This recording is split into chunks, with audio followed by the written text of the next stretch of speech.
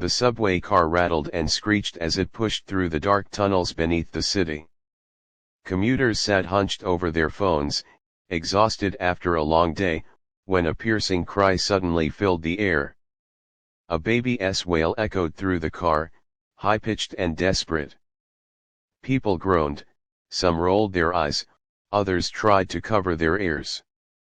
But one man, dressed in an expensive tailored suit with a gold watch flashing under the dim fluorescent lights, bounced his baby awkwardly on his lap. His face was pale, his eyes filled with panic. He looked like someone who had never held a child for long, let alone comforted one.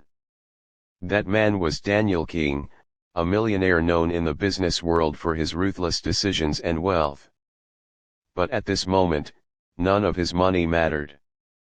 He was just a father, holding his infant daughter, completely at a loss as her cries grew louder and louder. Sweat ran down his temple as he whispered desperately, "Please, sweetheart, please stop crying."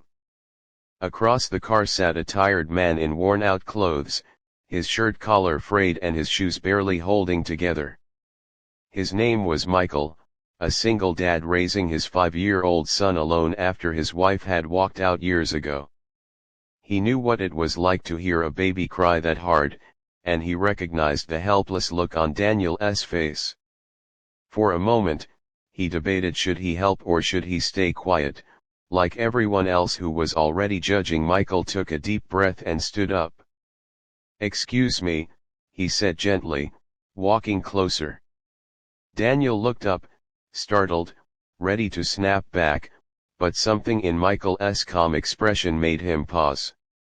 "May I?" Michael asked, extending his arm slightly toward the baby. Daniel hesitated, torn between pride and desperation, but finally, he nodded. Michael carefully took the baby into his arms. He adjusted her against his chest, humming softly while rocking her in a rhythm only an experienced parent would know. He whispered small words, rubbing her back patiently. Within minutes, the baby's cries softened, her little fists unclenched, and soon she was asleep against his shoulder. The entire subway car, once annoyed, now fell into stunned silence. People stared, their eyes wide. Daniel exhaled shakily. "How did you?" His voice cracked with disbelief. Michael gave a faint smile.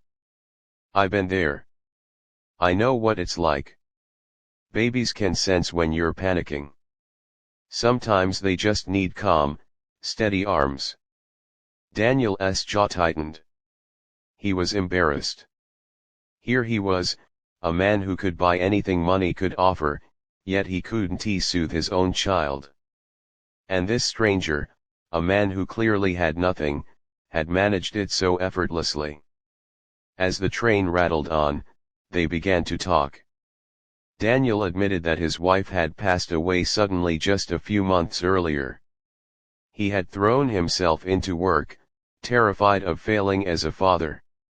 Tonight was the first time he had dared to take his daughter out alone, but he hadn't expected it to turn into such a disaster. Michael listened quietly, nodding with understanding.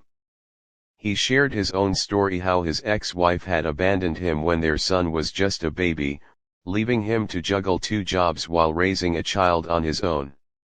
He told Daniel how many nights he had paced the floor with a crying baby in his arms, feeling hopeless but never giving up. Daniel looked down, his throat tight. "I don't know if I can do this. I don't know how to be enough." Michael looked at him firmly. "You already are enough. The fact that you're here, trying, means more than you think. Money doesn't raise a child.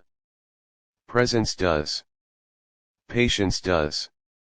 Love does." Daniel's eyes stung with tears. No one had ever spoken to him like that before, not his business partners, not his friends, not even family.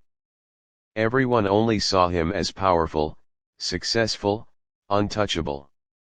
But Michael saw the man behind the suit, the scared father who just wanted to do right by his child.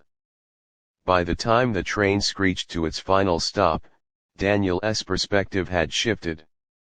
He didn't want to go back to his penthouse and hide behind walls of wealth. He wanted to really learn how to be the kind of father his daughter needed. Before Michael could leave, Daniel stopped him.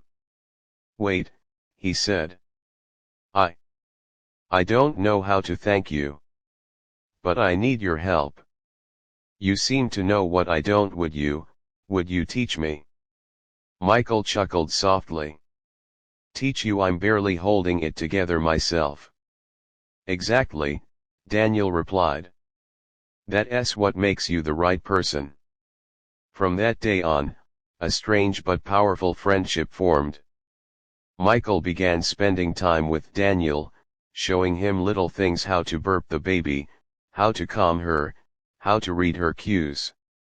In return, Daniel helped Michael with things he struggled with: finding better work, supporting his son's education, and even fixing the crumbling apartment Michael could barely afford. It wasn't charity, it was mutual. Two fathers, from completely different worlds, lifting each other up in ways they never expected. Michael gave Daniel the gift of fatherhood, teaching him to be present and gentle. Daniel gave Michael the gift of opportunity, helping him rebuild a stable life for his boy. They both faced challenges along the way: Daniel fighting the temptation to bury himself back in work, Michael struggling with pride and the fear of being seen as a charity case.